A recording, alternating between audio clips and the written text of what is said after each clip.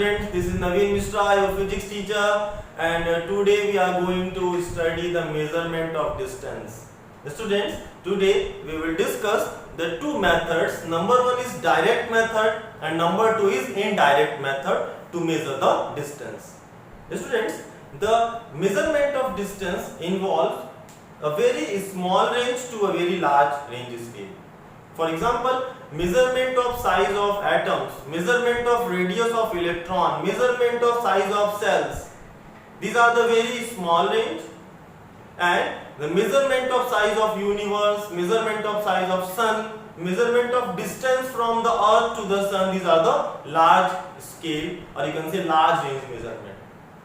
Then according to the range and according to our access, we use two types of measurement. Number one is direct method and number two is indirect method. Students, direct method are those methods in which we can measure the distances by reaching those points. Suppose if you want to measure the distance between A and B, suppose if you want to measure the distance between A and B and B are in your reach, you can easily access these 2 points, or we can say you can easily go to the point A and to the point B and you can measure the distance. Like measurement of distance of this marker, you can reach to the point this and easily you can using meter scale you can measure its length. For example, to measure the height of this whiteboard, you can easily using inch tape or meter scale, or you can say measuring any type of measuring scale, you can find the height of this board. Measurement of your height, you can easily access these 2 points.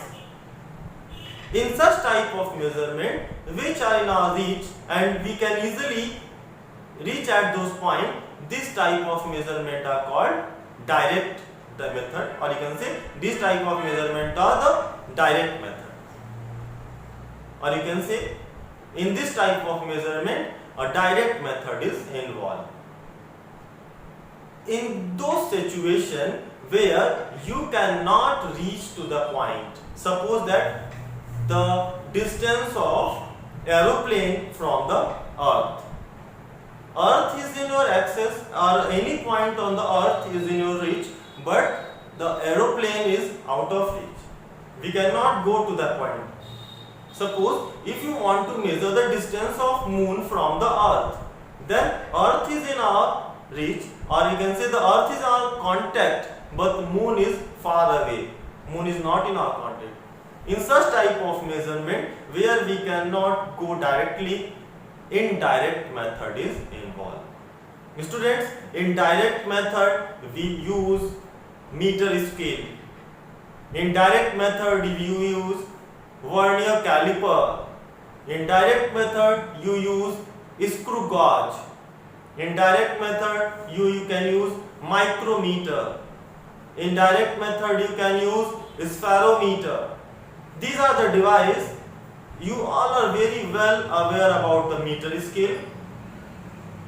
If you want to measure the distance of a very small object, or you can say if you want to measure the diameter of this marker, in such type of measurement we can use vernier caliper and screw gauge.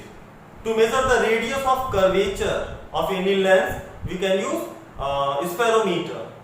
Then students, such type of measurement are easily in our access and we can easily measure these length using these devices, and these are the direct method. But suppose if you want to measure the thickness of this page, can you imagine how you can measure the thickness of this page? Can we use our meter scale to measure this thickness? No, we cannot measure the thickness of this page using the meter scale. In such type of measurement where the calculation, or you can say where the measurement is beyond our reach, or you can say beyond our scale, indirect method will be. I am going to tell you that how you can measure the thickness of this page using indirect method. Suppose this is a book and you want to measure thickness of one page. Very easy. First, measure the complete thickness. Is it possible that using our scale we can measure the whole thickness of this book? Then measure the thickness of book. Suppose that the thickness of this book is 30 millimeter.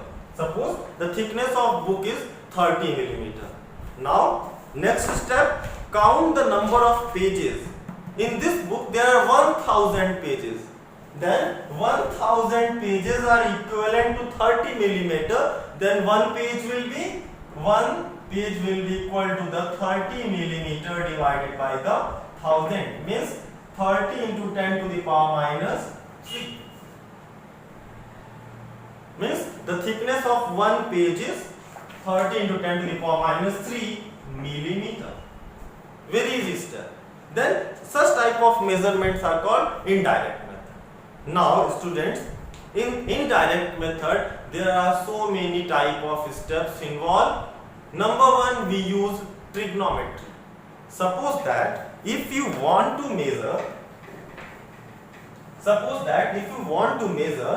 the height of a tower. Suppose there is a tower in your colony or in your campus, and you want to measure the height of this tower, and this tower is very high.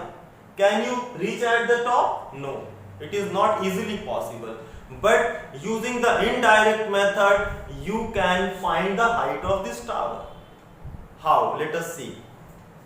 First, take a certain distance from the base of the tower and consider a point A.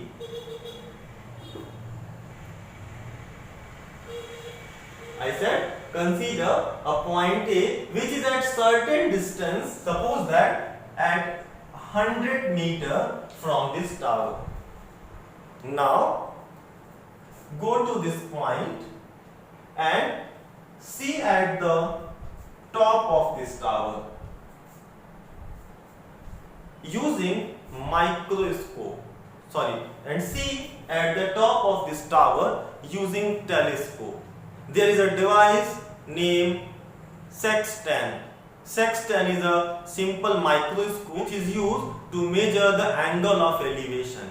You can set here the sextant device, that is a simple telescope, and adjust it at the angle, and adjust it at a certain angle, and if you will see through this device, there is a cross mark. Match this cross marks with the tip of the tower. When you will see from this telescope, you will see a cross mark at the front, and match that cross mark with the top of the tower. It means this point is just in the sight of this microscope. Now you can see, if you will consider an imaginary line, then it will go and touch that tower. Measure that angle. After measuring that angle, you can use the formula tan theta. Tan theta is equal to perpendicular upon base. Height of the tower is perpendicular and base is the 100 meter. And by putting this angle, you can find the value of h. Very easy. You can using here the device to measure the angle of elevation, that is the sextant.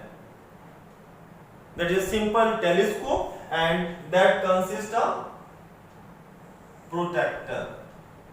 At protractor, the angles are marked and you can measure the angle. Similarly, suppose student, if you want to measure the height of a hill, suppose if you want to measure the height of a hill, then how you can measure? Suppose this is a hill and you are not able to access that base. You are not able to measure the distance from the base. Suppose that there are so many hurdles are there in between. Then very simple step. Take any point A and from A measure the angle of elevation theta. Theta 1. Let us theta 1. Then move some distance backward. Suppose that if we are moving to the point B, measure this length x and again find the angle of elevation. Suppose that this is theta 2.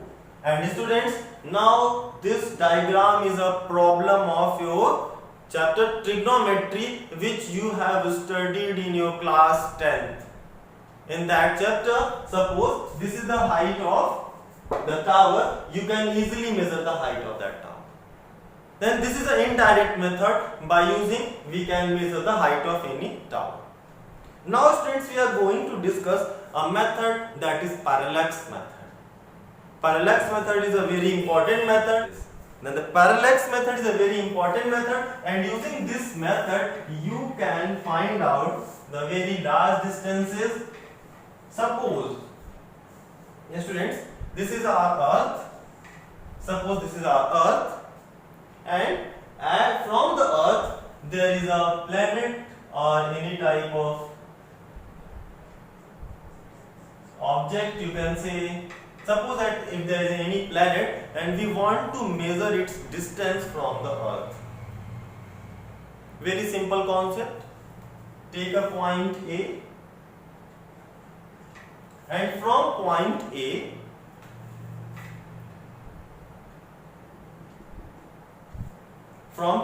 A using sextant device, find the angle this.